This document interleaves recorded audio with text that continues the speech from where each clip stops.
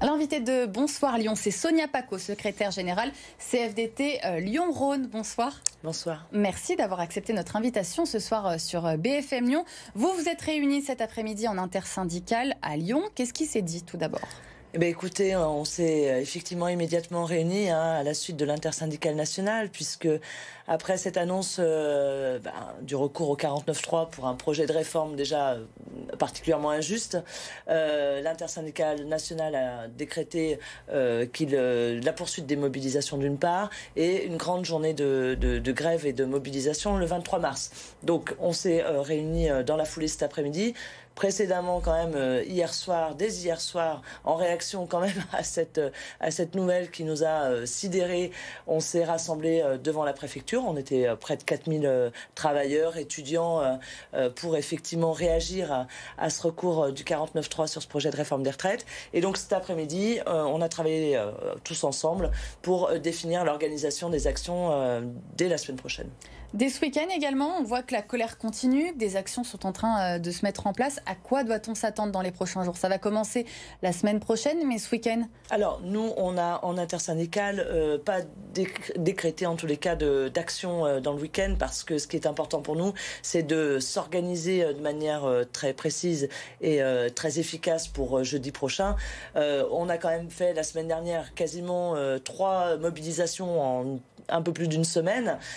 Donc voilà, il nous faut aussi un temps d'organisation. Ça ne n'empêche pas qu'on soutienne l'ensemble des actions, notamment sectorielles, sur les lieux de travail ou les lieux d'études, puisque ça c'est pareil, il y a des choses qui se passent un petit peu tous les jours. Et on sera sur une grosse opération intersyndicale plutôt mardi matin, très tôt, telle qu'on l'avait fait le 2 mars, pour sensibiliser le grand public à ce qui est en train de se passer, et puis surtout à les encourager à venir nous rejoindre jeudi prochain. Est-ce qu'il y aura plus d'impact pour les Lyonnais que ce qu'on a déjà connu ? Alors, je crois qu'il y a plus d'impact pour les Lyonnais que ce qu'on a déjà connu, dans la mesure où là, avec ce recours au 49.3, on passe un palier. On était sur un projet de réforme injuste. Plus de 90% des travailleurs considéraient qu'il était injuste. Et là, on est sur un recours sur la forme particulièrement injuste et brutale. Donc on a un peu double dose. C'est un peu le double effet qui se coule. C'est-à-dire qu'on a à la fois, nous, ce qu'on vit comme un mépris d'une forme, de la démocratie sociale. Ça fait depuis le 19 janvier quand même qu'on défile pacifiquement dans la rue avec des millions de personnes. Et puis maintenant, on surajoute une forme de mépris de la démocratie parlementaire. Donc, si vous voulez, on a un vice démocratique là. Donc on n'est pas tout à fait dans la même situation que la semaine dernière. Donc effectivement, l'impact, il est déjà celui-là. Et on le sent parce que les gens surréagissent beaucoup à cette nouvelle. Ils surréagissent et justement, on a vu monter une certaine forme de radicalisation chez certains, notamment ce jeudi soir dans les rues de Lyon, dans les pentes de la Croix-Rousse, avec des vitres de l'hôtel de ville brisées, on l'a dit, des tags, des poubelles incendiées. Est-ce que vous n'avez pas peur que vous, les syndicats, de vous faire dépasser par ces personnes plus violentes ? Alors, vous savez, je crois que nous, les organisations syndicales, on a démontré depuis le début de ce mouvement notre capacité à organiser la contestation sociale et notre capacité à prendre nos responsabilités et à faire en sorte que ça se pratique, que les mobilisations se fassent de manière pacifique. Par contre, depuis le début, et notamment ces dernières semaines, on alerte partout, y compris les parlementaires qu'on a beaucoup alertés, en disant attention à ce qu'il est en train de se passer, parce que la surdité du gouvernement face à ce mouvement social, c'est inquiétant, c'est dangereux, ça peut avoir des répercussions. Et nous, il y a des choses qu'on maîtrise quand on organise les choses, mais effectivement, face à la surdité ou à ce qui peut être interprété et vécu comme du mépris, il y a des réactions qu'on ne pourra peut-être pas maîtriser. Et voilà. On l'a vu mercredi en manifestation, en tête de cortège, samedi dernier aussi, des groupes de Black Bloc, et ça vous a pas plu ? Oui, non, mais j'allais dire que ça, c'est pas nouveau. C'est pas nouveau. Et bon, la manifestation s'est globalement bien passée et on n'a pas eu de problème. Nous, notre inquiétude, elle est sur quel message est en train de passer le gouvernement. On est, depuis le 19 janvier, des millions de personnes dans la rue, des millions de travailleurs, travailleuses, des retraités, des étudiants, des chômeurs. Nos représentants ont demandé une audience au président de la République la semaine dernière. Fin de non-recevoir, dont acte. Pendant la crise des Gilets jaunes, au plus fort de leur mouvement, 260 000 personnes dans la rue. Et ils ont été reçus à l'Élysée et ils ont obtenu des choses. Donc effectivement, dans les messages, dans le rapport à qu'est-ce qu'il faut faire pour se faire entendre, la responsabilité elle est du côté du gouvernement.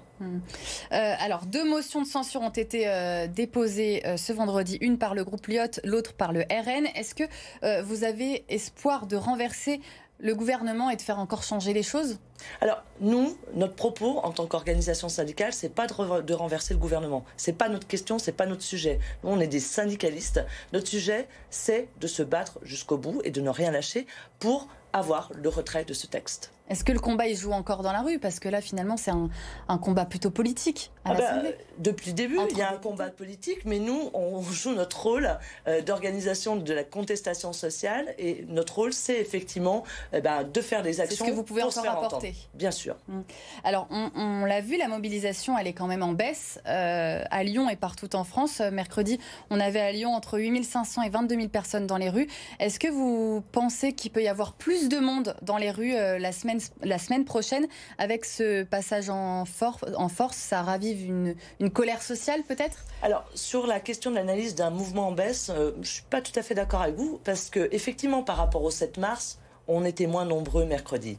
Mais par rapport à samedi dernier, on était plus nombreux mercredi. Donc on ne peut pas dire ou affirmer qu'il y a une baisse. Par contre, quand on organise, et on l'a vu quand on avait plusieurs mobilisations sur une même semaine, que effectivement, forcément, pour rajouter les conditions climatiques, forcément, ça a tendance un petit peu à ralentir le mouvement.